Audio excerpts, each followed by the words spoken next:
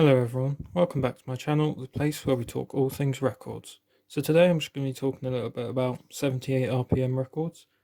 As I imagine you might have heard the term before and maybe wondering how different are they, what similarities they might have. So hopefully this video will be able to answer some of your questions.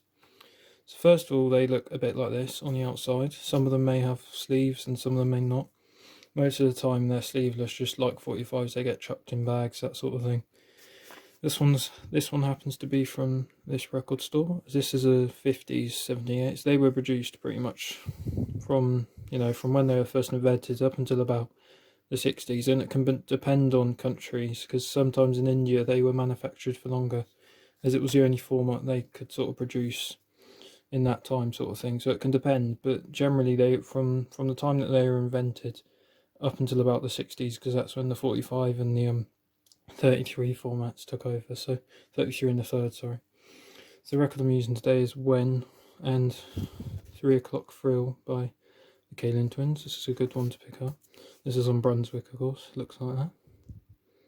As you can see, first published 58. There's the other side.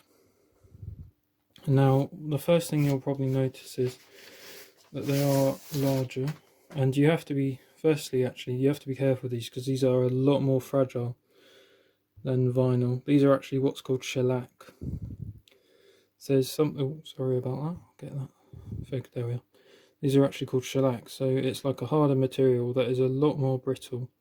So say you drop this on a sort of stone floor, it will shatter, but if you drop a vinyl record, it will sort of bounce.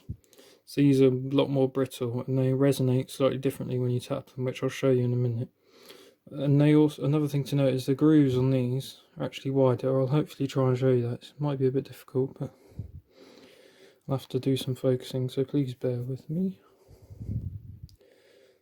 Hopefully you'll be able to see at some point these grooves on here are quite a bit wider.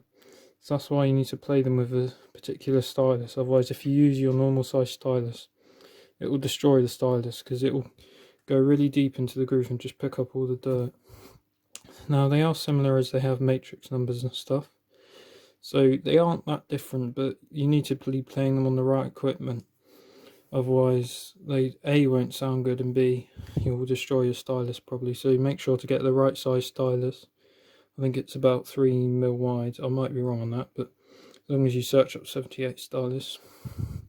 And again, they have a spindle hole and all that, and a run out, so they're not too dissimilar.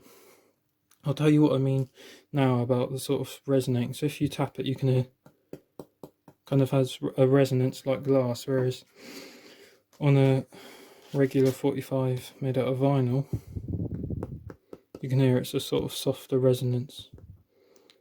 Focus that in for you. Softer resonance.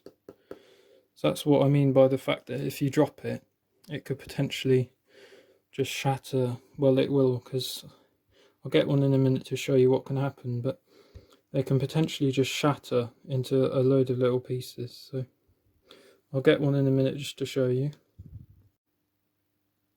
Okay, so I'll now demonstrate what can happen if you drop one, because I didn't drop it necessarily, but I accidentally knocked it whilst I was vacuuming my room. So as you can see, a big chunk came out of there, and also a crack on this side, which is what happens. And also, this has been on my shelf quite a while, so that's why it's all dusty. And you can see here, it will chip out like slate tiles. Bits chip off if you hit it on the corner. So this is why you want to be careful, as they can end up looking like this quite a lot of the time. As you can see there, also the label's gotten all ripped and stuff. So this is why you want to be careful with them. So handle them. This one doesn't matter because it's broken, but handle them with a great more care than your regular records, because they are not as easily replaceable, although they are everywhere.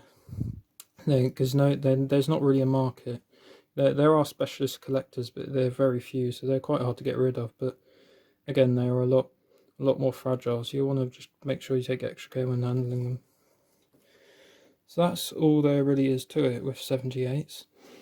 You will want to get some of these, maybe. Usually these come with them, but not all the time. You will want to get just some sleeves, so they will look like this. They are slightly larger, but I'm sure you can find some specially made ones on eBay. But that's all there really is to it with 78. So hopefully that's helped you identify some things, and I'll see you for the next video. Bye.